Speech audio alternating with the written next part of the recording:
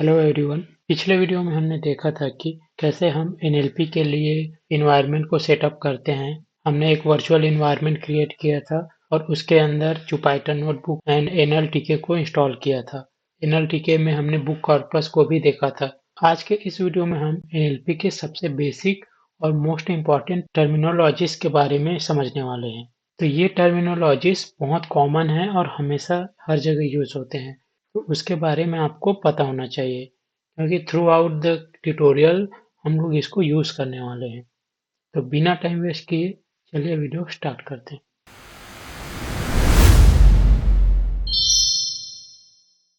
तो एनएलपी में बहुत सारे टॉपिक्स होते हैं जिसके अंदर हमारे पास अलग अलग टर्मिनोलॉजीज होती है। आज के इस वीडियो में हम कोड टेक्स्ट यूनिट्स को देखेंगे। कोड टेक्स्ट यूनिट्स में हमारे पास होता है जैसे text data, corpus, document, sentence, paragraph, token, word token, sentence token. तो सबसे पहले बात करते हैं टेक्स्ट डेटा की। टेक्स्ट डेटा वो होता है जो ह्यूमन लैंग्वेज में लिखा होता है। हमारे पास टेक्स्ट डेटा कई किसी भी लैंग्वेज का हो सकता है, इंग्लिश, हिंदी, फ्रेंच, इटालियन। कोई भी डेटा जो राइटिंग के लिए यूज होता है वो सभी टेक्सचुअल डेटा होता है। एनएलपी का फुल फॉर्म ही है नेचुरल लैंग्वेज प्रोसेसिंग।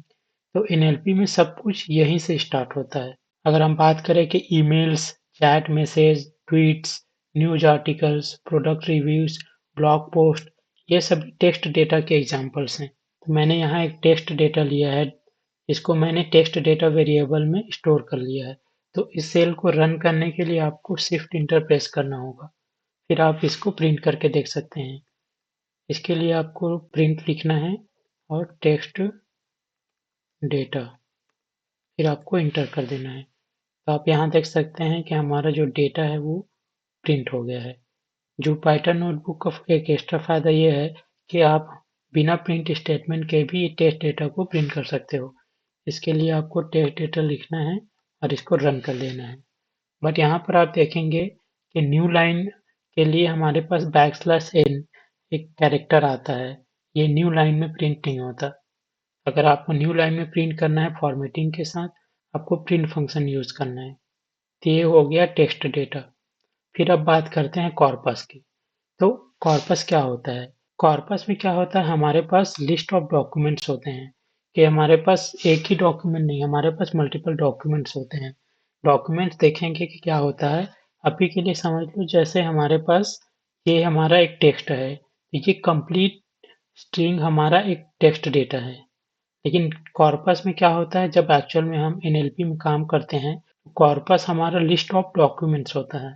कि यहाँ पर देख सकते हैं कि सेम टेक्स्ट यहाँ पर एक लिस्ट के फॉर्म में है, लिस्ट ऑफ स्ट्रिंग। यूजुअली हमें डेटा प्रोसेसिंग या इसको मशीन लर्निंग मॉडल में फिट करना होगा, तो वो सभी के लिए हमें एक लिस्ट चाहिए। मोस्टली जब हमें एनएलपी में काम करना होता है तो हम कॉर्पस का यूज करते हैं। अब बात करते हैं डॉक्यूमेंट की। तो document is one single piece of text inside a corpus. It can contain one or multiple sentence. तो डॉक्यूमेंट क्या होता है, ये एक सिंगल पीस ऑफ टेक्स्ट होता है। जैसे हमारे पास यहाँ कॉर्पस में हमारे पास 3 लाइन्स है, लाइन नंबर 1, लाइन 2, लाइन 3। तो ये जो एक कंप्लीट लाइन है ये हमारा एक डॉक्यूमेंट होता है। अब बात करते हैं सेंटेंस की। A sentence is a single complete thought in text. It usually ends with full stop, question mark, exclamation mark. कि सेंटेंस जो है एक कंप्लीट थॉट होता है। जैसे डॉक्यूमेंट में क्या है, हमारे पास एक सिंगल टेक्स्ट है कंप्लीट, बट ये डॉक्यूमेंट में हमारे पास मल्टीपल सेंटेंस हो सकते हैं।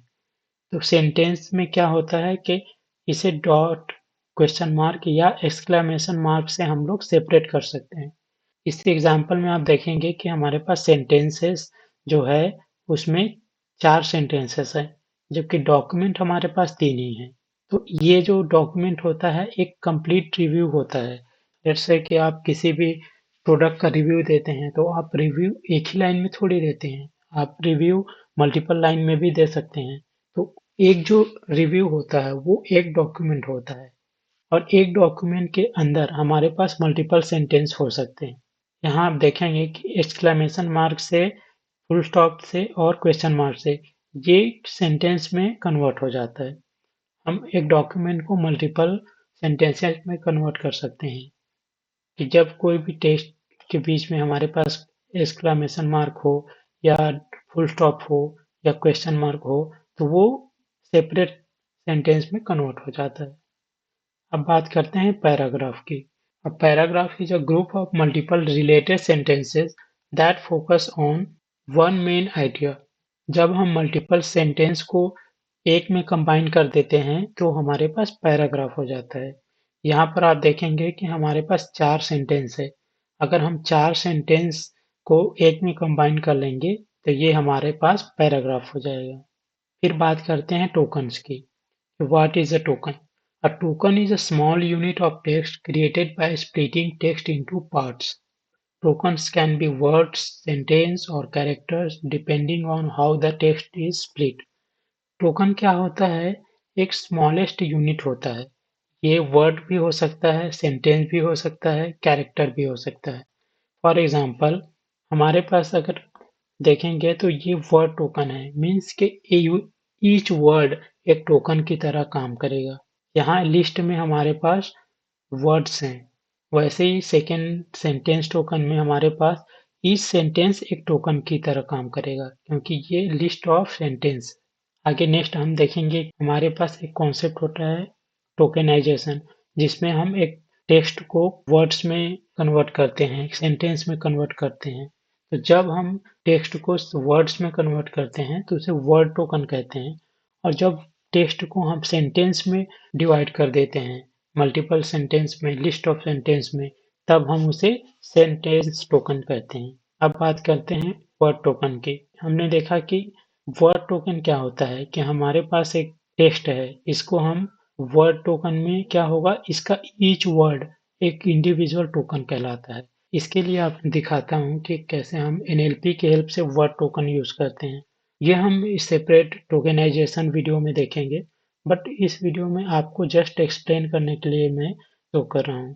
तो फ्रॉम NLTK डॉट टोकेनाइजेशन, अगर आपको टोकेनाइजेशन कंप्लीट पता नहीं है तो आप इतना लिख के आप टैब प्रेस करोगे तो आपको एक सजेशन आएगा, इसको इंटर कर देना है, फिर इंपोर्ट वर्ड स्टार्टिंग वर्ड लिख के आपको टैब प्रेस करना है और उस सजेशन में आपको इंटर कर देना है। फिर इसको सेल को रन कर देते हैं, फिर words equal to word tokenize और यहाँ पर टेक्स्ट डेटा ले लेते हैं। तो ये सेल रन हो गया। इसको प्रिंट करने के लिए आप वर्ड्स लिखेंगे तो भी प्रिंट हो जाएगा, बट ये इंडिविजुअल सिंगल लाइन में प्रिंट हो रहा है। अगर आप इसे सेम लाइन में प्रिंट करना चाहते हैं तो आपको प्रिंट यूज करना है और इंटर कर देना है। तो आप यहाँ देख सकते हो कि हमारे पास लिस्ट ऑफ वर्ड्स आ गया। पहले हमारे पास एक सिंगल स्ट्रिंग था टेक्स्ट, ये हमारा कन्वर्ट हो गया लिस्ट ऑफ वर्ड्स में। क्यों? क्योंकि हमने वर्ड टोकनाइज यूज किया। तो इसी प्रकार हमारे पास एक होता है sentence token. A sentence token is a complete sentence obtained after splitting text into sentences। तो इसमें क्या होता है, हमारे टेक्स्ट को हम सेंटेंस में स्प्लिट करते हैं। फॉर एग्जांपल मैं प्रिंट करके देखता हूँ टेक्स्ट डेटा। अब मुझे इस टेक्स्ट डेटा को सेंटेंस में स्प्लिट करना है, तो इसके लिए हम सेन टोकनाइज का यूज कर सकते हैं। तो इसको यूज करने के लिए from NLTK dot tokenize import sent tokenize और sentences equal to sent tokenize of text data, और आप इसको प्रिंट कर देंगे सेंटेंसेस को। तो यहाँ आप देख सकते हो कि हमारे पास लिस्ट ऑफ सेंटेंस आ गए। पहले ये सेंटेंस वर्ड टोकनाइज में क्या हुआ, हमारे पास जो सारा टेक्स्ट था वो लिस्ट ऑफ वर्ड्स में कन्वर्ट हो गया। यहाँ जब हमने सेन टोकनाइज का यूज किया तो हमारा टेक्स्ट जो है वो लिस्ट ऑफ सेंटेंस में कन्वर्ट हो गया। तो इस टाइप से हम लोग सेन टोकनाइज और वर्ड टोकनाइज को यूज करते हैं। आगे आने वाले वीडियो में हम स्टेप बाय स्टेप सभी चीजों को देखेंगे। ये बेसिक टर्मिनोलॉजी आपको पता होना चाहिए क्योंकि यूजुअली NLP में ये सारे टर्मिनोलॉजीज यूज होते हैं। तो इस वीडियो में बस इतना ही। Thanks for watching.